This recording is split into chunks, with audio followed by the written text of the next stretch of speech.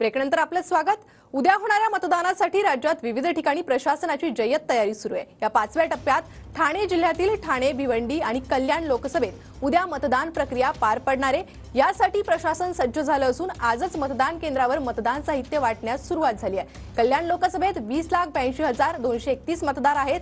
या मतदारांना आपला हक्क बजावण्यासाठी प्रशासनाकडून एकूण 1,960 मतदान केंद्र तयार करण्यात आली आहेत।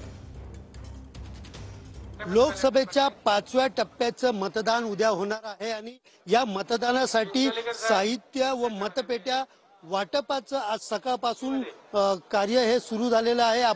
मी सध्या उभा आहे कल्याण लोकसभा क्षेत्रातील कोळशेवाडी परिसरातील मतदान साहित्य वाटप केंद्रावरती। आपण पाहू शकता या ठिकाणी मतदान अधिकारी असतील, कर्मचारी असतील यांच्याकडून साहित्य वाटप व मतदान पेट्या वाटप या ठिकाणी केले जात आहेत। या मतदान पेट्या ज्या आहेत ते आपल्या केंद्रावरती संबंधित केंद्रावरती नेण्यात येत आहेत।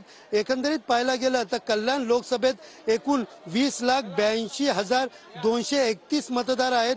या मतदारांना आपला हक्क बजावण्यासाठी प्रशासनाकडून एकूण 1,960 मतदान केंद्र तयार करण्यात आलेले आहेत। कॅमेरा पर्सन गणेश रहाटेसह सुनील जाधव, TV9 मराठी, कल्याण लोकसभा।